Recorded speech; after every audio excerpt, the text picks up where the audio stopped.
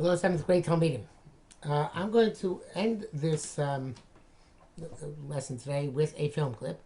The film clip will be about the Bar Kokhba revolt, which is the topic for today. I want you to take from this film clip the following factual information and write it down.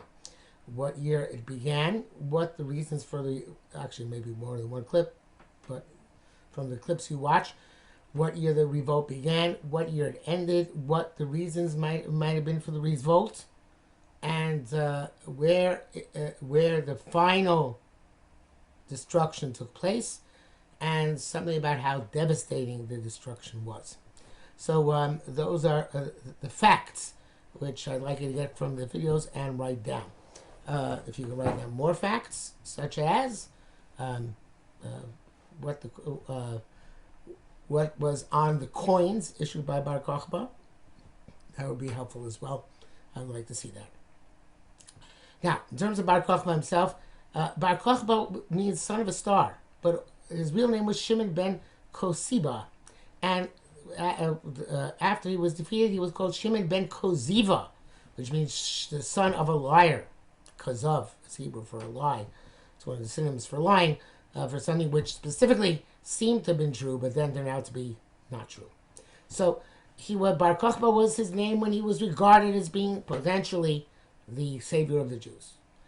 Ben Koziva when he turned out to be not the savior of the Jews. According to the Gemara, the reason I turned out to be the savior of the Jews is that in the end he said that Hashem, we don't need you to help you, but please don't hurt us either. You're going to put Hashem out of the picture.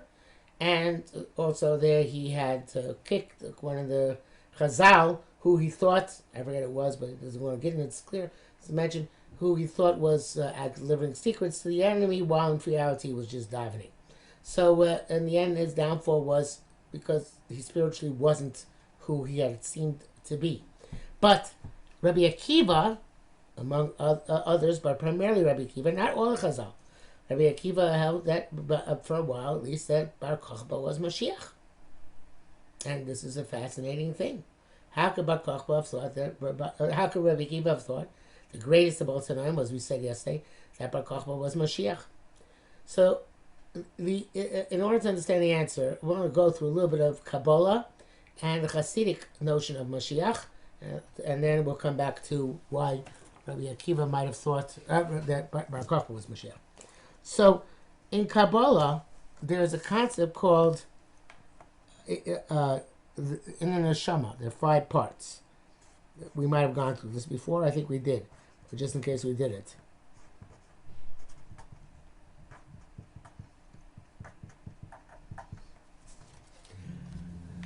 Nefesh, Ruach, Neshama, Chaya, Chesed Hey, and Yechida. The Nefesh is the part of the soul which gives...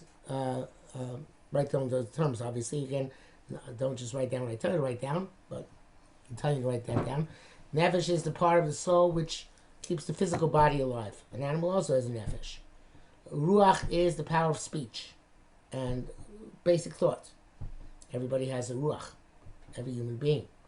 Neshama is the higher power of thought, power of higher thought, higher intellect, which allows a person to think about things and in an abstract way, and that is part. Everybody has part of a neshama. Am Yisrael has an even higher part of a neshama, which is called the chaya. And non-Jews generally do not have this. The chaya is sometimes called, but in Yiddish, the pintel yid, the point of Yiddishkeit, and that's the source of the Jewish soul in Shamayim, which makes the Jewish soul holy, in a way that it can influence the world by its Torah and mitzvahs. The Torah and mitzvahs which we learn and we do have an influence and impact in the world in ways which mitzvahs done by non-Jews do not have. Their mitzvahs make the world a better place. Our mitzvahs make the world a holier place. There's a difference. Not for now. Yechida is the part of the soul, comes from the word yachad, which unifies all of the Jewish people together and unifies all of us with Hashem. Because we're all unified with Hashem as a unit, not as individuals, but as a unit, through our connection with each other, through the Yechida. In Chassidus, and Kabbalah in general, there are people who fall into these categories. and some people are nefesh people, some people are ruchni people, and so on and so forth. There are people who are yechida people. Who is the yechida person? A person who unites the people with whom he's associated with HaKadosh Baruch Hu, through him and his relationship to the rest of the world. It could be her as well, to the rest of the Am Yisrael. Sorry, there's a relationship through him or her to HaKadosh Baruch Hu. And the Yechida in Chassidus was usually understood as being the tzaddik or the Rebbe who was in charge or was at the head of a certain group of Chassidim or a certain community of the Jewish people. And this notion of the Yechida was something which was very firmly entrenched in Chassidus and almost not heard at all outside of Chassidus. Outside of Chassidus is no talk about certain people being Yechida, certain people not being Yechida. This is really a mostly Hasidic idea. So this Hasidic idea of Yechida, and again, it has sources in general Kabbalah, but general Kabbalah is always subject to many interpretations. This is a Hasidus interpretation. So according to Hasidus, the Mashiach is going to be a Yechida Klalis. Yechida, you have it down here. Klalis. Kilalis, Kaf Lamed Lamed Yusuf, which means he's going to be a grand unifier. He's going to unify not just his entire door, because it's theoretically possible to have a person who's not Mashiach who unifies the entire door. Lubavitcher is obviously older than that was Lubavitcher Rebbe, and other Hasidus probably again Breslov, the probably oldest was from Nachman of Breslov, and so on and so forth. But there's the Yechida Klaus is the person who unifies all generations and uplifts everybody and corrects the entire Bria and brings it to its ultimate destiny. And that person is Mashiach. So that Mashiach, obviously from a Hasidic perspective, has to be a very, very special, holy person. And he is going to be the greatest tzaddik of the generation because everybody connects to HaKadosh Baruch Hu through him. Clearly, Rabbi Akiva did not hold that way. Bar Kokhba, for whatever his merits were, he was not the tzaddik ador. If anything, Rabbi Akiva was the tzaddik ador. But Rabbi Akiva obviously held not like the Hasidic approach. And the Hasidic approach, the truth is, it seems developed later in history, and perhaps, it might be true today, because Hasidus is a dominant force today, and perhaps their way of thinking was put into this world by HaKadosh Baruch Hu. Perhaps. But at the time of Rabbi Akiva, it was not that way. Rabbi Akiva felt that Mashiach, remember, we said, has 3 tasks, right? I'm sure you remember what they are. So whoever completes those 3 tasks, he's Mashiach. It doesn't matter who he is. It doesn't matter whether he is a person of great stature, who is a medium stature, or even a lowly person, as long as he accomplishes those 3 things, he is Mashiach. And Rabbi Akiva saw in Bar Kokhba, not based on his tzidkus, but based on his leadership qualities, the capacity to perhaps accomplish this and become Mashiach as a result. So therefore, one has to say about Bar Kokhba that his model of being Mashiach was not the same model as the Hasidic model. The Hasidic model looks for the person who's going to be the spiritual unifier of the world and the person who can correct the entire world. And the Rambam's model, which we assume is Rabbi Akiva's model, and remember the other Chacham's generation who argued with him, held that in fact it is a person who is probably a military leader who brings about this ultimate purpose. Okay, so that I'm sure you wrote down, or will write down now, the Hasidic and non-Hasidic approaches to Rambam, meaning to what Mashiach is supposed to be, and why Rabbi Akiva, based on that, could possibly believe that Bar Kokhba is Mashiach, and how the other Rabbanon, again, even though the other Rabbanon disagree. Okay, now, as you'll see in the film, the Bar Kokhba revolt led to a tremendous devastation, and we know that some of the greatest Rabbanim, including Rabbi Akiva, were killed in the aftermath of the revolution. But Judaism, even though the film clip or clips, which we'll see, seem to indicate that Judaism was destroyed in Eretz Yisrael. This is not, in fact, the case. Yerushalayim was more destroyed than ever before, becoming Elia Capitolina.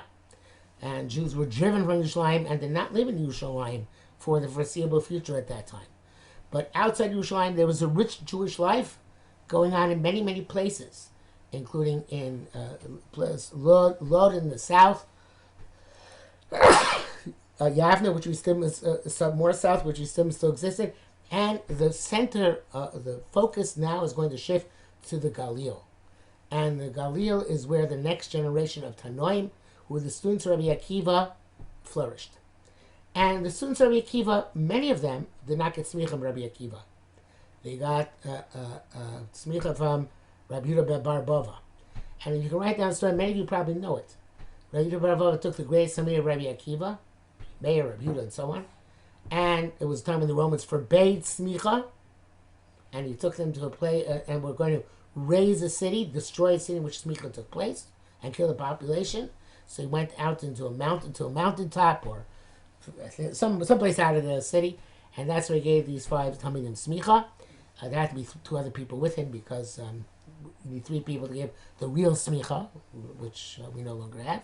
And the Romans found them, and he said, "You run away, and I'm going to be like a stone that they can't turn over," and stop their path. And the Romans killed him by shooting, I think it was 300 arrows, many arrows into him, and whatever it is, it's an exaggeration. We don't know exactly. And he was killed, but the other Chachamim were able to flee and establish the next generation of Torah, which is what we're going to speak about next time in Yirtzeh Hashem. Oh, one other thing. I need to write down from the film who is the emperor, and preferably, not the generals, you don't write down. Who is the emperor against whom they revolted, and who put down the revolt as well.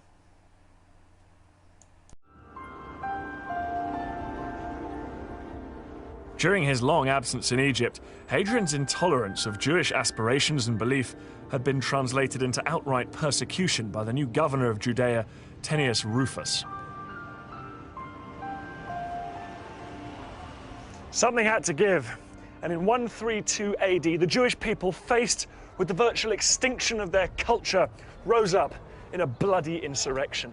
They were led by the messianic Shimon Bar Kokhba, and they started a rebellion that threatened the integrity of an empire that Hadrian worked so hard to consolidate.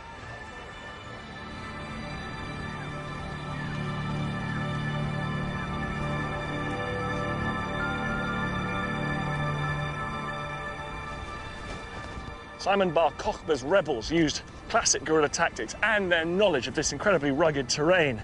They'd hit the Romans hard and then retreat back up here into these fortress-like mountains.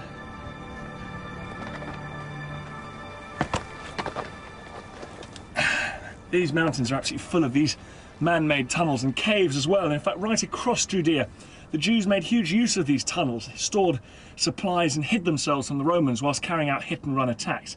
Now, if you get the Romans in massed formations in the open field, they're virtually unstoppable. But make them fight on your terms, and they're in trouble. And that's why the Jews managed to inflict heavy casualties. This called for imperial intervention. Hadrian rushed here from Greece. Troops are brought in from Egypt, the northern frontier, and remarkably, Hadrian appointed Julius Severus, the governor of Britain, to travel all the way here and take command of the operation.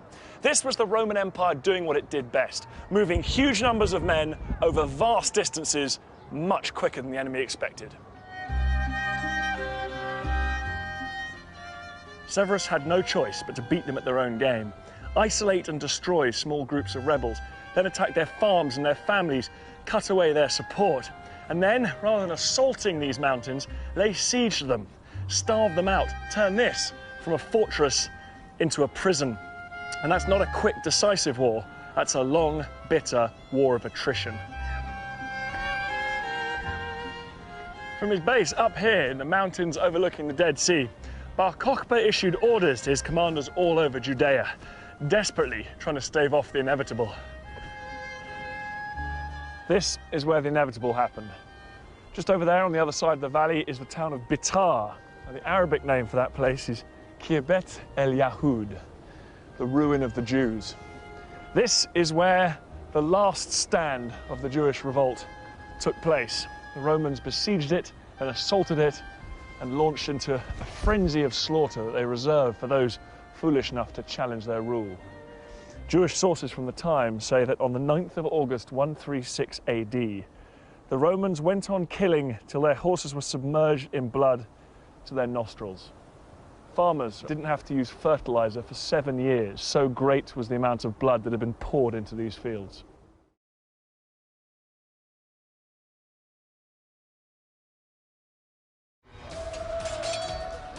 (132 AD), about 100 years after Jesus' crucifixion and 60 years after the temple's destruction. Another revolt in Judea. This time, legend tells us it's led by a man called Simon, the son of a star. In Hebrew, Shimon Bar Kokhba.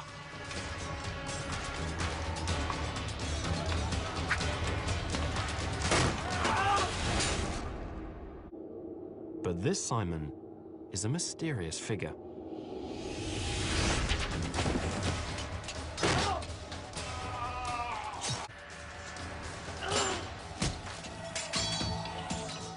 Here we have a very different kind of Messiah to Jesus, someone who's after power, both political and economic. Bar Kokhba's coins reveal that Bar Kokhba's aim was to replace Roman rule with Jewish rule. He is going to reconquer Jerusalem. He's going to rebuild the temple. He's going to kick the Romans out of Judea. He is going to establish a new state. This then is a Messiah who sees military actions, conquest, as the very heart of his mission, coupled with rebuilding of the temple. And evidently, unlike Jesus with his grassroots following, I'm told Simon wins the majority of Jewish support. From Shimon ben Kokhba. So, as you can see here, and then... So let me get this right. We have an original letter exactly from the man himself. Exactly. Found here in this cave. Here, exactly in this cave, underneath this pile of stones. And how does it go? Tell me how the text reads. So, it goes Shimon ben Kokhba. But the letters also reveal a potentially incriminating secret of Simon's attitude to Christians. If I said, this is the difficult word, if I said, this is a very puzzling word because it can mean different things. We don't have such a word nowadays. What are the possibilities? We have two different possibilities. One is to mobilize, but the other one is to destroy. So Bar Kokhba could be ordering someone to destroy. To destroy, exactly. Do we know who? These min ha-Galalaim, which are the Galileans. And who are these Galileans? One option is to regard them as Christians. The term Galileans is sometimes used to describe Christians because Galilee is where Jesus and his first followers were from. We have here an evidence that Bar Kokhba persecuted these Christians. Amazing. Fantastic. Well, this is why we love archaeology. Exactly. Right? With the Bar Kokhba revolt, the Christians did not join the Jewish rebels, nor did they recognize Simon as a Messiah.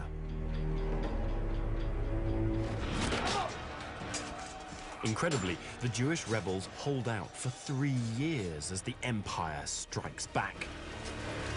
But finally, the emperor sends in the big guns, some of his best legions and generals. In total, around 1/3 of the entire Roman army.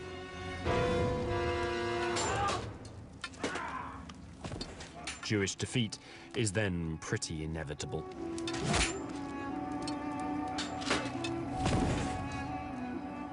According to one Roman writer, over 500,000 Jews are killed. Naturally, that isn't good news for Simon.